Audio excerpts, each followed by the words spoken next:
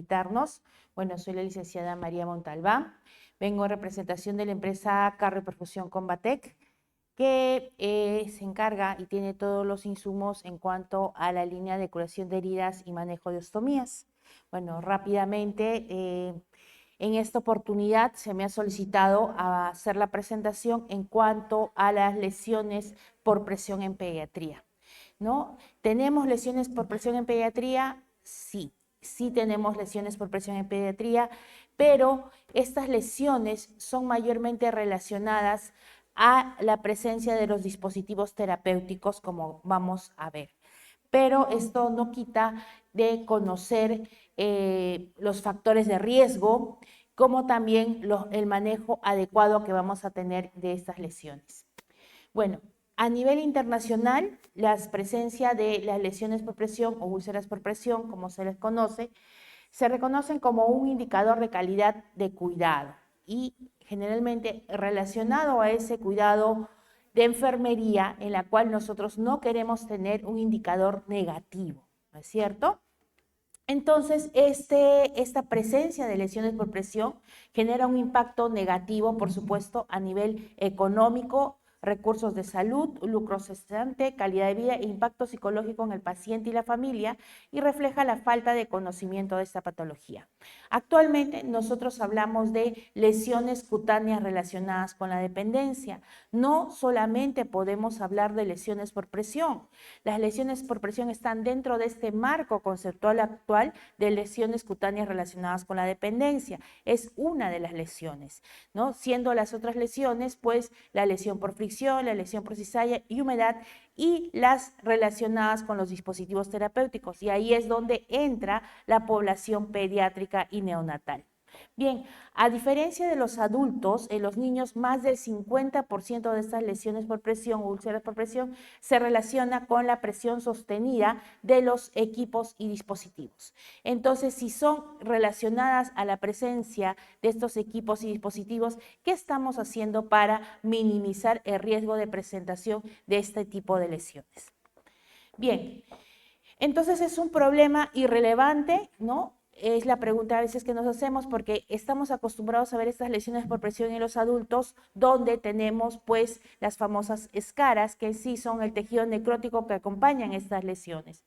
Cualquier persona, recuerde que cualquier persona expuesta a una presión prolongada, ya sea por inmovilidad, por dispositivos terapéuticos, está expuesta al desarrollo de una lesión por presión, ¿no? Cuando mínimamente colocamos un sensor, por ejemplo, un pulsioxímetro, y ya deja una marca, una presión en esa zona, ya estamos hablando de que ha existido una disminución de oxigenación a ese nivel por el exceso de presión. De pronto no rotamos ese dispositivo y ya estamos originando esa lesión por presión. Entonces, tradicionalmente las lesiones por presión eran infrecuentes en neonatos, por ejemplo, debido a su relativa facilidad para reposicionarse. Sin embargo, nuevas técnicas como las que suponen, ¿no?, el apoyo ventilatorio, suponen limitaciones importantes en las opciones posturales durante estos tratamientos, incrementando las tasas de prevalencia e incidencia. De acuerdo, ¿no?, epidemiológicamente, estas lesiones por presión en pediatría, ¿qué refiere la bibliografía? La bibliografía informa tasas de úlceras por presión de hasta 27% en unidad de cuidados intensivos pediátricos, 23% en las unidades de cuidados intensivos neonatales y de 20 a 43% en pacientes ambulatorios, por ejemplo, con espina bífida. La falta de medidas de redistribución de la presión y la presencia de fricción y fuerzas relacionadas con cizalla generan daños en los tejidos blandos que conducen al desarrollo de lesiones por presión. Y es por eso que en este marco conceptual tenemos que conocer el origen de estas lesiones, ¿no? Por ejemplo, acá hablamos de las lesiones de fricción y cizalla. La fricción, las zonas donde, por ejemplo, son de arrastre y tienen una característica. Ya sabemos que la zona queda como marcada porque estamos arrastrando y queda marcada, delimitada la zona en la cual hemos provocado ese arrastre como en forma lineal. Mientras la cizalla es la zona generalmente donde se desliza el paciente. Por ejemplo, si ahorita tomamos una posición inadecuada, estamos deslizándonos, pero el paciente no se puede reposicionar. Generalmente las zonas donde hay mayor presión en ese deslizamiento genera una cizalla. Bien, a diferencia de los adultos, en los niños, más del 50% de estas lesiones por presión se relaciona con la presión sostenida de los equipos y dispositivos. De acuerdo a la valoración de los factores predisponentes, miren, esto no ha variado mucho, tal vez sea una referencia bibliográfica bastante antigua, pero la disminución de la sensibilidad y la movilidad en los niños puede provocar estas lesiones por presión. La sedación, por ejemplo, el dolor, la insuficiencia vasomotora, la presión arterial baja, la vasoconstricción periférica, la insuficiencia cardíaca, fármacos simpático-miméticos también, y la septicemia también provocan estas lesiones por presión y el riesgo a que se produzcan. Una lesión por presión, recuerden que es cualquier lesión de la piel y los tejidos subyacentes. Esta es dentro del marco conceptual, se redefinió el concepto de estas lesiones por presión originada por un proceso isquémico, ¿no? Hay un proceso de isquemia y es por eso que se presentan estas lesiones por presión. Esto motivado por la presión, la fricción, la cizalla y la alteración del microclima. Y el microclima tiene que ver con el aumento de la temperatura en la piel. Por ejemplo, si ya hay un aumento de temperatura en 1 grado, ya estamos hablando de que esta barrera de piel pueda quedar expuesta, o la presencia del exceso de humedad. También es un factor de riesgo para que el paciente pueda presentar estas lesiones por presión. La mayoría se desarrolla en los primeros días de ingreso, por eso tenemos que valorar al paciente al ingreso a nuestros servicios, ¿no? Sea en la unidad de cuidados intensivos, sea en unidad de atención domiciliaria, sea en cualquier servicio que ingrese el paciente, tenemos que aplicar las escalas de valoración de riesgo específica para cada población, porque tenemos que conocer cuál es el riesgo de este paciente. Entonces, si mi paciente, si dice que la mayoría de estas lesiones por presión se originan al ingreso, durante los primeros días de ingreso, nosotros ya hemos conocido y estamos aplicando las medidas de protección a ese paciente. A diferencia de los adultos, la localización más frecuente es la cabeza, generalmente a nivel de occipucio y oreja, y el sacro, que son las zonas donde mayormente encontramos lesiones por presión en pediatría. La incidencia varía desde 4.5% hasta 26% en estos pacientes. ¿Y cuál es la localización más frecuente de estas lesiones por presión? Pues las zonas más frecuentes en el neonato, niño o niña de menos de 3 años, por ejemplo, son la zona occipital, las orejas, la nariz y las rodillas. Las más frecuentes en niños mayores de 3 años son, por ejemplo, los talones y el sacro. Las zonas de riesgo relacionadas con dispositivos terapéuticos son, por ejemplo, las úlceras producidas por un mecanismo de presión o fricción derivados del uso de utillaje o material utilizado en un tratamiento, ¿no? Por ejemplo, los dedos y pies en las zonas donde se colocan los sensores del pulso oxímetro son las zonas de riesgo, zonas de apoyo en la piel de los catéteres venosos igualmente, tabique nasal y parte posterior del cuello y mejillas para la sujeción de ventilación mecánica no invasiva, también es un factor de riesgo, y en el tórax, en las zonas donde se colocan los electrodos, como vamos a ver imágenes a continuación, ¿no? Por ejemplo, en la localización más frecuente de los neonatos, cuando ingresan, miren, son estas zonas donde podemos tener, recuerden que también el proceso de maduración de la piel es un factor de riesgo que se relaciona a que puedas colocar este dispositivo y pueda presentar este tipo de lesiones. Es importante por eso conocer una serie de aspectos que nos permitan entender mejor las localizaciones más habituales, por ejemplo, en neonatología. En neonatos existe una desproporción del peso de la cabeza con respecto al resto del cuerpo. Esta característica, junto a la falta de pelo y el escaso espesor de la dermis, 1 milímetro, son las principales causas de que la zona occipital sea donde más frecuentemente aparecen las lesiones por presión.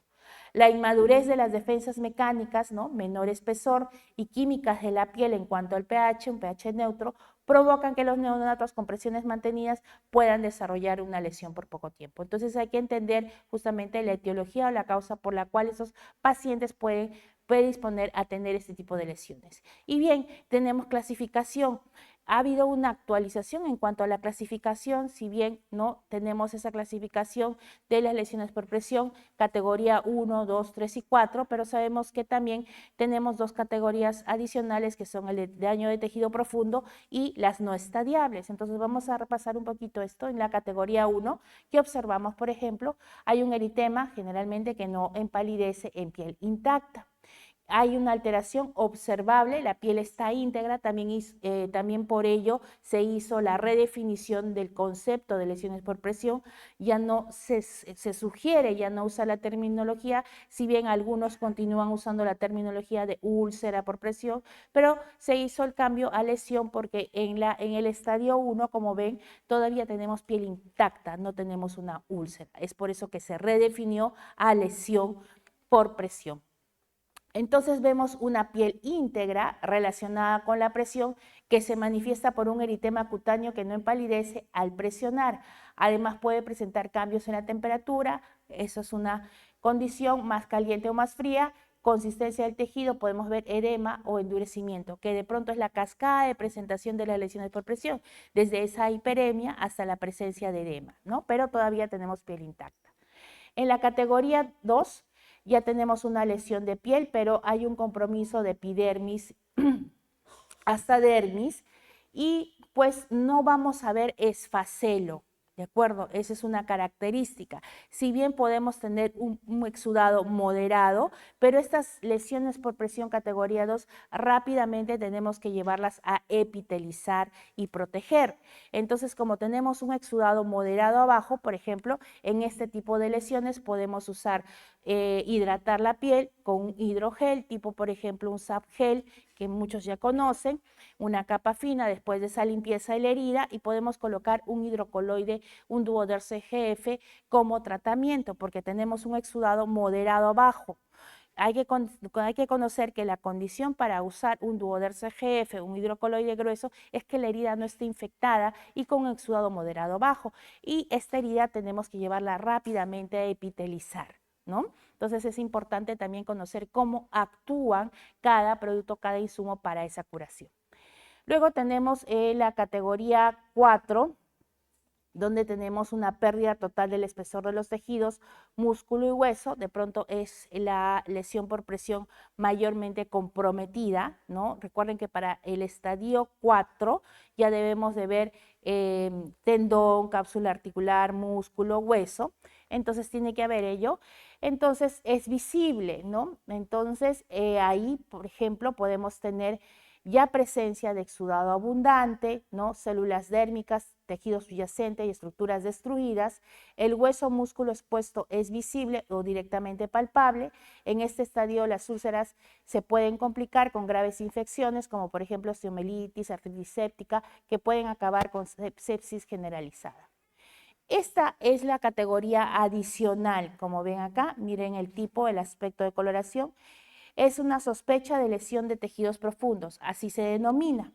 Entonces es un área localizada de color púrpura marrón, de piel descolorida o flictena, llena de sangre debido al daño de los tejidos blandos subyacentes por la presión o la cizalla. Ojo, ¿dónde vemos ese flictena? Por ejemplo, en la zona de talón, ¿no? En la zona de talón primero vemos un flictena de aspecto de una ampolla con contenido ceroso, pero cuando se ha asociado la presión y la cizalla, porque recuerden que ese flictena primero, ¿por qué causa fue originada? Por la fricción, no fue originada por la presión, fue originada por la fricción de la zona del cuerpo sobre la superficie, y lo que vemos es un aspecto de quemadura, el flictena. Y cuando ya se ha asociado la presión y la cizalla, es donde vemos que cambia la coloración y el aspecto de esa lesión. Entonces ya estamos viendo una lesión de tejidos profundos. Bien, la lesión de los tejidos profundos puede ser difícil de detectar en población infantil con tonos de piel oscura. La herida puede evolucionar y convertirse en una escara, ¿no? Seca, tradicionalmente ese tejido negro, seco, adherido al lecho. En esta etapa todavía no tenemos ese tejido seco, ¿ok? Y la evolución puede ser rápida y puedes poner capas adicionales de tejido, incluso con un tratamiento óptimo. Bien, entonces, y acá tenemos la no estadiable. Entonces tenemos esas dos categorías adicionales para poder tener claridad en cuanto a la identificación. Por eso se hizo esa actualización. Entonces tenemos las de tejido profundo y tenemos las no estadiables. ¿Y cómo vemos las no estadiables? Esas que decimos escara, ¿no? Seca, adherido al lecho. Recuerden que la escara es el tipo de tejido, no es la lesión por presión. Es el tejido seco, adherido al lecho, oscuro, marrón, grisáceo, pero seco. Ese es escara, ¿ok? Entonces lo que vemos en la no estadiable o sin categorizar es una escara. ¿Ok? Es la pérdida del espesor total de los tejidos donde la profundidad real de la úlcera está completamente oscurecida por esfacelos amarillos, canelas, grises, verdes o marrones. O sea, la herida está totalmente cubierta por algunos de estos tejidos y no podemos visualizar el real compromiso de la herida. Por eso decimos que no estadiable. Mientras no desbridemos, no se retire ese tejido, no vamos a conocer la verdadera profundidad afectada. Y es por eso que tenemos esta categoría. Y o escaras, no beige, marrón o negro en el lecho de la herida. Entonces vemos así. Entonces miren este tipo de lesiones que podemos tener en la población pediátrica, ¿no? A nivel de occipital, miren orejas, ¿no? Cómo está dañada justamente en estas zonas podemos observar que hay aumento de humedad, ¿no? Y por ende, pues ya sabemos que la humedad es un factor condicional para la alteración de la piel. ¿Cuáles son los cuidados específicos que tenemos que ver? El gol estándar de tratamiento para la lesión por presión sigue siendo la movilización, ¿no? Podemos tener, sí, dispositivos especiales como son las espumas de protección multicapa, pero eso no quita que también podamos tener las superficies especiales para el manejo de presión específicas para población pediátrica que nos ayudan a minimizar la presión. Como les digo, pero no quita que la movilización sigue siendo el gol estándar de tratamiento. Entonces, para minimizar el efecto de la presión hemos de considerar 4 elementos: movilización y cambios posturales, utilización de superficies especiales de apoyo tipo superficies especiales para manejo de presión, que comúnmente los llamamos colchones antiescaras, y la protección local ante la presión. Y esa protección local ante la presión, ¿cómo lo vamos a lograr? Utilizando, y nos dicen los consensos y los documentos internacionales, las espumas multicapa, que de pronto algún momento ya las han conocido en sus servicios o se les ha presentado, que son, por ejemplo, el Aquacel Foam Pro, que es una espuma de 5 capas que viene con un adhesivo de silicona que les permite reposicionar al paciente. Entonces, ¿cuáles son las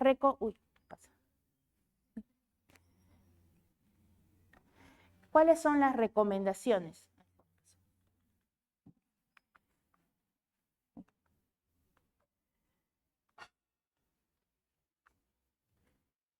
Disculpen que se está retrocediendo. Me voy acá. ¿Cuáles son las recomendaciones para prevenir? Entonces, se recomienda, sí, eso es muy importante, la aplicación de las escalas de valoración de riesgo en el primer contacto que ustedes tengan con el paciente.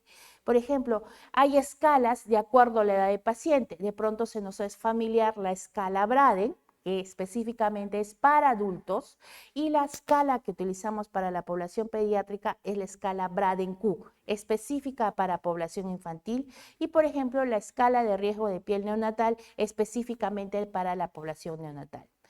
Entonces hay que considerar también en qué momento nosotros vamos a hacer esa valoración luego de la aplicación de esas escalas de valoración de riesgo. Si nosotros identificamos a un paciente que tiene alto riesgo de desarrollar lesiones por presión, la escala me dice que debo de aplicarla cada 24 horas. ¿De acuerdo? Si yo te encuentro que tiene moderado riesgo de presentación de lesión por presión, lo aplico cada 72 horas. Y si no tiene riesgo, pues lo aplico semanalmente, ¿no? Por ejemplo, en pacientes neonatos se debe utilizar la escala de riesgo de piel neonatal al ingreso o cuando cambie su estadio clínico. Es lo mismo que cuando nosotros vamos a aplicar esas escalas de valoración de riesgo, hay que tener en cuenta el diagnóstico del paciente y el cambio en cuanto al momento de su enfermedad.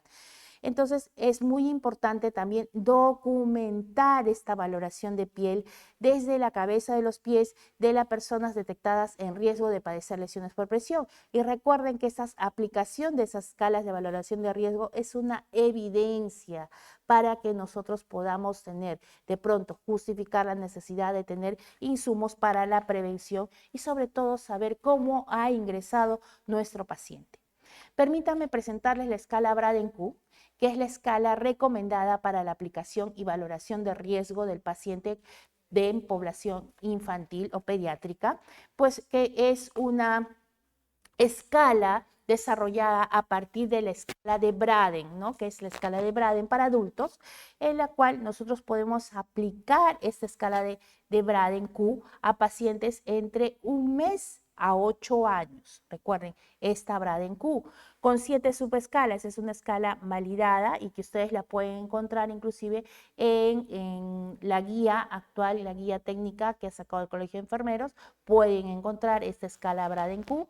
Entonces, ¿qué me evalúa? Movilidad, actividad, percepción sensorial en cuanto a intensidad y duración de la presión. Eso es lo que evaluamos en nuestros pacientes, ¿no? Son los factores de riesgo. También me evalúa humedad, nutrición, perfusión tisular y oxigenación. Además, que esta escala es muy importante porque adicionalmente me valora los puntos importantes de valorar roce y peligro de lesiones cutáneas por fricción y cizalla, lo cual, por ejemplo, una escala Norton u otra no la tiene, ¿no? Porque estamos hablando de lesiones cutáneas relacionadas con la dependencia. Entonces, todo esto marca el cuidado en cuanto a tolerancia de la piel y estructuras de soporte. Son mutuamente excluyentes, o sea, cuando yo aplico esta escala es mutuamente excluyente, puntúan desde 1, donde es menos favorable, o sea, ustedes asignan el puntaje 1, ese es menos favorable, al puntaje 4, más favorable. Una puntuación igual o menor de 16 indica pues riesgo de desarrollar una lesión por presión. Y aquí está la escala de valoración de Braden-Q. Como ven, es una escala que me permite evaluar percepción sensorial, exposición a la humedad, riesgo en cuanto a fricción cizalla, movilidad, nutrición y sobre todo sí afectación en cuanto a perfusión tisular y oxigenación. Entonces es una escala completa, miren, de acuerdo a la población que yo voy a evaluar y sobre todo considerar que el riesgo de que produzca una lesión por presión. Ahora, miren qué importante y rescatable es de esta escala porque me permite evaluar la humedad. Recuerden que la humedad es un factor de riesgo condicionante para que presente una lesión cutánea relacionada con la dependencia, pues Braden-Q me permite ya evaluar humedad.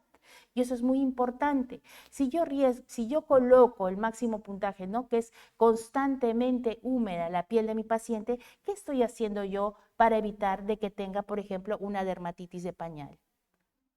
Si yo estoy indicando y valoré cuando ingresó mi paciente, yo le estoy asignando ese puntaje.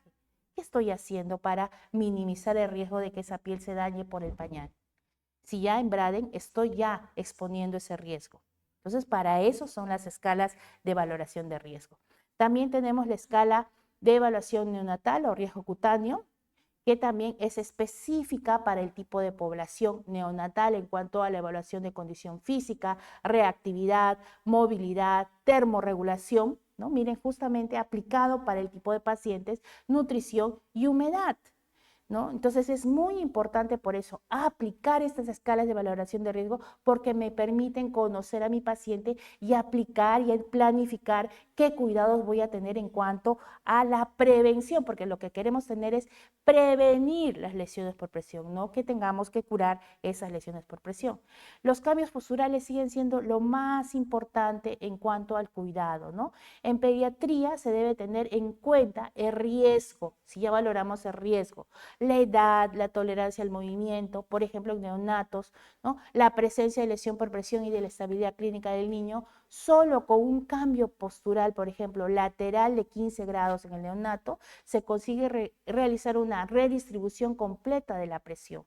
Aliviamos la presión, eso es muy importante, ya sea de todo el cuerpo o solo parte de un cuerpo. Un cambio postural, recuerden que se realiza con facilidad en pediatría por su bajo peso, especialmente cuando, imagínense, en los adultos adultos qué difícil y qué complejo se nos hace a veces movilizar a un paciente obeso, ¿no? En cambio, a un niño, pues es mucho más fácil. Entonces, se determina que en los niños en riesgo de lesiones por presión se hará un cambio postural cada 4 o 6 horas si se encuentra, ojo, sobre una superficie especial para manejo de presión, el famoso colchón antiescaras, de alta prestación, reactiva con motor o sin motor. O sea, si este paciente tiene un colchón antiescara, yo puedo hacer ese cambio entre 4 a 6 horas, pero si no lo tiene, yo no puedo darme el lujo de poder espaciar ese tiempo de movilización. Y si más no tiene un protector, ¿se acuerdan que tenemos de proteger ante la presión, como por ejemplo una espuma multicapa? Menos aún, ¿no? Si no estuviera, por ejemplo, sobre esta superficie especial para manejo de presión, tendría que hacer el cambio normalmente como nos estableció el doctor Kosiak cada 2 horas, ¿no? En preescolares y niños mayores, si es posible, procurar levantarlos a la silla al menos 2 horas al día, y en niños menores de 3 años fomentar que los padres los cojan en los brazos. ¿Cómo manejamos la presión? Vigilancia de la zona occipital es importante, no elevar la cabecera a más de 30 grados, salvo alguna otra indicación. Utilizar dispositivos locales para el alivio de la presión, en especial en zona occipital y parietal. Por ejemplo, ahí nos vale las almohadas pequeñas, espumas tipo Foam Pro, Foam Light, ¿no? Viscoelásticas de gel, que de pronto ya lo han conocido en cuanto a las espumas multicapa. Evaluar el riesgo, ¿no?, del uso de superficies especiales de manejo de presión. Podemos utilizar espumas de manejo de presión o colchones tipo gel o polímeros adaptados al tamaño del niño. Rotar sobre todo las zonas de contacto con sensores, sondas, vías, electrodos, tubos, ¿no?, para evitar que dejen esas zonas de presión.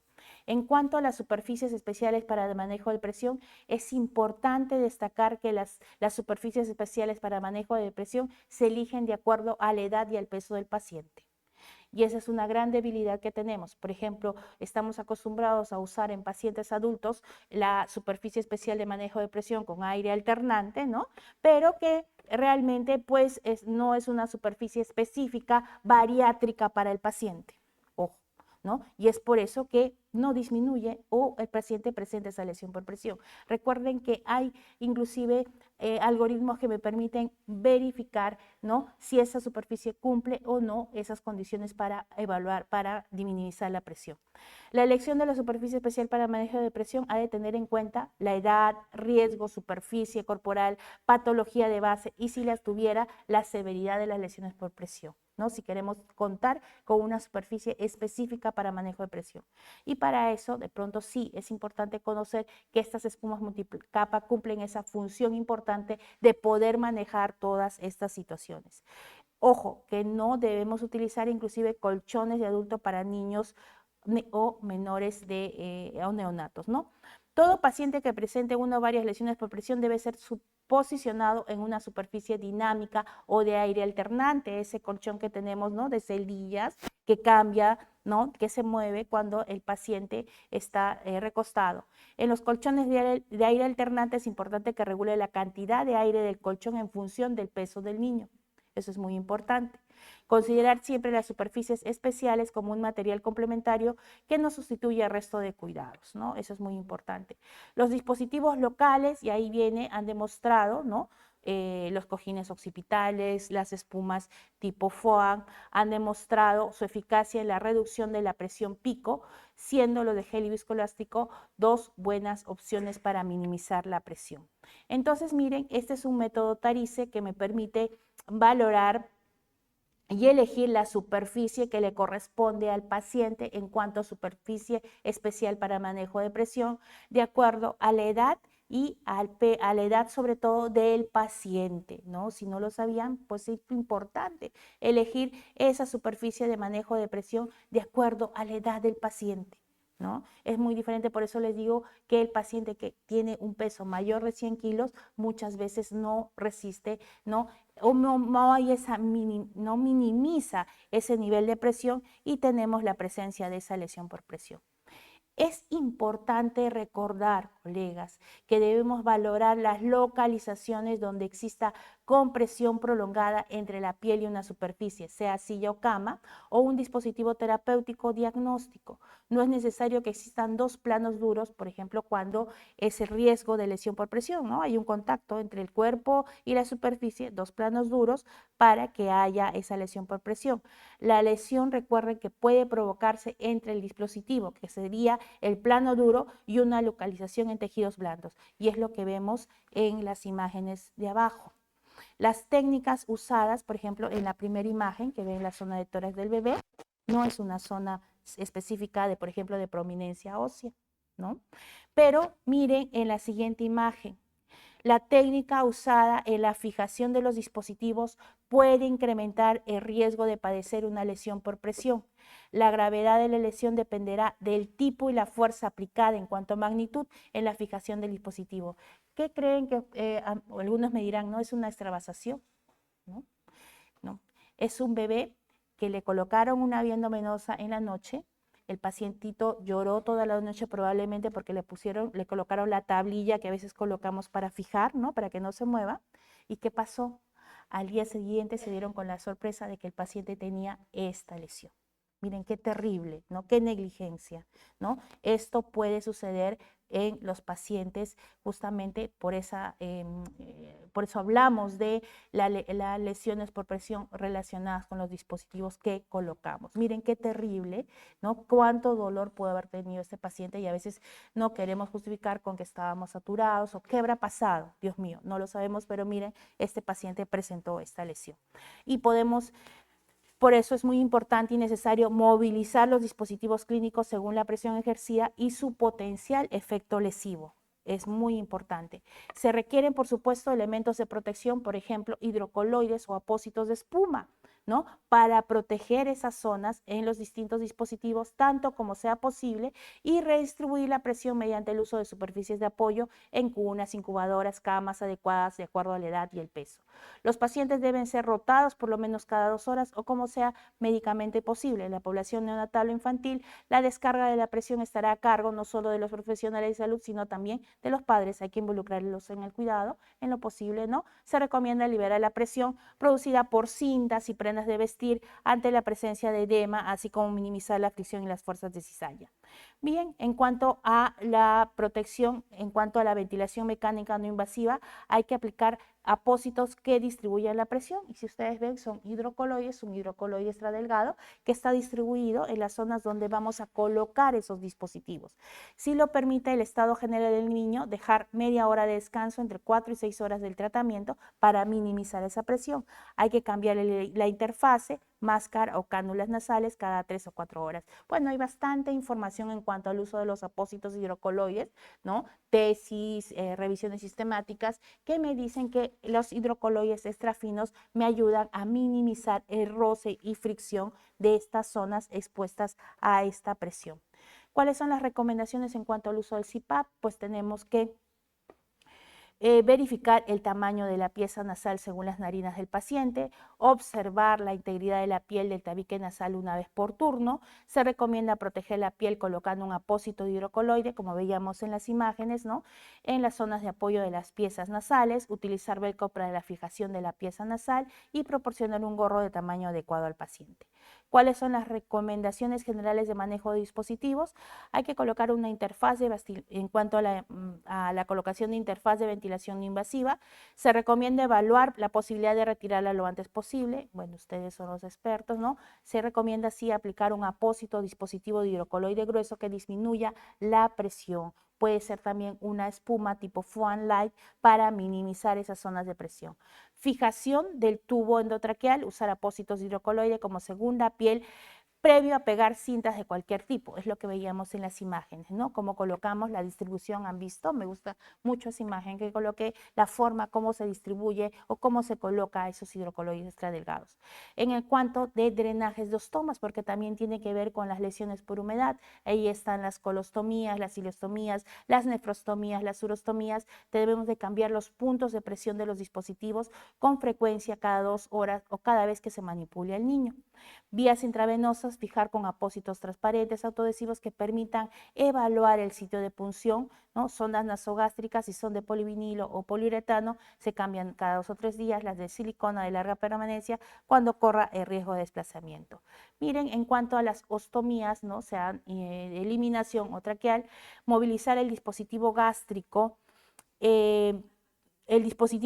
para evitar la presión en los mismos puntos. Podemos utilizar una como segunda piel, por ejemplo, también hay un hidrocoloide extra delgado, duoderastatin. Cambiar el tamaño del dispositivo de gastrostomía cuando sea necesario. En cuanto al sensor del pulso oxímetro, tenemos que cambiar el sensor cada hora si es posible, no sujetar por favor el sensor con espadadrapo, no presionar con fuerzas el dispositivo que sujeta al sensor, los adhesivos de los electrodos, ¿no? Como lo debemos de colocar los electrodos en la espalda cuando el neonato está en decúbito prono, sondas de temperatura, cambiarlas de sitio cada 3 o 4 horas. Los tubos endotraqueales, pues no debemos de fijar el dispositivo directamente a la piel del neonato, usar dispositivos de fijación en forma de puente. En cuanto a drenajes, ¿no? Colostomías, hilostomías y nefrostomías, cambiar los puntos de presión y los dispositivos cada 2 horas o cada vez que se manipule al niño. Las vías endovenosas, poner apósitos de protección, espumas, hidrocoloides, film transparentes y transpirables entre el dispositivo y la piel, sondas nasogástricas, ¿no? Movilizar de forma circular o vesicales las sondas nasogástricas y sondas vesicales como mínimo cada 24 horas y poner apósitos de protección como para minimizar esas lesiones por presión. Y tenemos la evidencia, vayamos a la evidencia, pues ya la NPUAP en su documento del año 2019, les comento que ya hay una actualización para el año 2025, ya sale una nueva publicación. En cuanto a las lesiones por presión por dispositivo, nos dice que debemos de buscar reducir o disminuir la presión de la interfaz o dispositivo que está directamente en la piel. Por rotación o reposicionamiento regular del dispositivo y o del paciente, proveer soporte físico para dispositivos médicos con el fin de minimizar la presión y el cizallamiento, remover dispositivos médicos tan pronto como sea médicamente posible. Entonces acá tenemos algunas imágenes en las cuales debemos de buscar protección. Miren, la primera imagen donde ya tenemos una lesión, tenemos que buscar la protección, se coloca el hidrocoloide, el duodestrato fino, y en la zona de las narinas o puentes, miren la forma como se coloca ese hidrocoloide para buscar la protección de esa zona. Bien, tenemos también mnemotecnias que nos ayudan a conocer la forma como vamos a prevenir, y esta es una ruta de prevención que es el SECURE, que tiene que ver justamente con la seguridad en cuanto a la colocación de dispositivos terapéuticos. La S, que viene a ser, estas son siglas en inglés, piel o tejido, en la cual recuerden que tenemos que hacer una evaluación exhaustiva, diaria o más frecuente según el riesgo. Es posible que requiera un traspaso para garantizar la continuidad de la atención. Es aplicación de escalas de evaluación de riesgo. En cuanto a la E de educación, profesionales de salud, paciente, cuidadores, familia e industria, ahorita estamos haciendo esta capacitación continua. Las buenas prácticas nos dicen que tenemos que hacer capacitación continua en cuanto al cuidado de las lesiones por presión, en cuanto a prevención. La C de colaboración, liderar la adopción de dispositivos basados en evidencia, desarrollados a través de la colaboración con fabricantes y profesionales de la salud. Combatec tiene dispositivos adecuados, justamente diseñados para trabajar prevención, no solo prevención, sino también la curación. Comprensión, desarrollar una comprensión profunda de las causas de este daño por dispositivo terapéutico. La evaluación del paciente y el uso correcto del producto es importante. Reporte, hay que asegurarnos de reportar estos daños por dispositivo terapéutico que a veces pasan desapercibidos. Y miren, es una lesión por presión. Y es una gran debilidad, por ejemplo, que no tenemos registros, ¿no? En cuanto a prevalencia, incidencia de estas lesiones por presión, que nos ayudarían a justificar a tener los dispositivos, los insumos, los apósitos, los geles, las espumas para trabajar con estos pacientes. Evaluar, ¿no? Evalúe la capacidad de los dispositivos para minimizar el daño por dispositivo terapéutico mediante el análisis exhaustivo de los datos de soporte y evaluaciones clínicas en poblaciones que vamos a ayudar. Bueno, esto en cuanto a, este es un resumen, ¿no? De lo que nosotros queremos considerar, ¿no? Como recurso dentro de un enfoque preventivo. ¿no? Dentro de la lesión por presión relacionada con mascarilla de presión positiva, pues tenemos que tener un manejo adecuado, asegurar la entrega efectiva de la terapia respiratoria, interfaz de actualización utilizada para aliviar la presión. La piel debe ser evaluada por una enfermera o un terapeuta respiratorio cada 4 horas, actualizar plantillas de registro. Relacionadas con las mascarillas BIPAP en pacientes quirúrgicos, también tenemos las consideraciones en cuanto a las mascarillas oronasales, dispositivos de ajuste de máscara personalizada, diseñado mediante escaneo tridimensional, algo bastante avanzado, y el modelo de prevención de lesión por presión relacionado al dispositivo, conocer la superficie, inspeccionar la piel, mantener el movimiento, cuidar en cuanto a la incontinencia y humedad y mantener una nutrición e hidratación adecuada. En cuanto a proteger la piel frente a la humedad, pues es uno de los grados de evidencia en cuanto a regímenes de cuidado.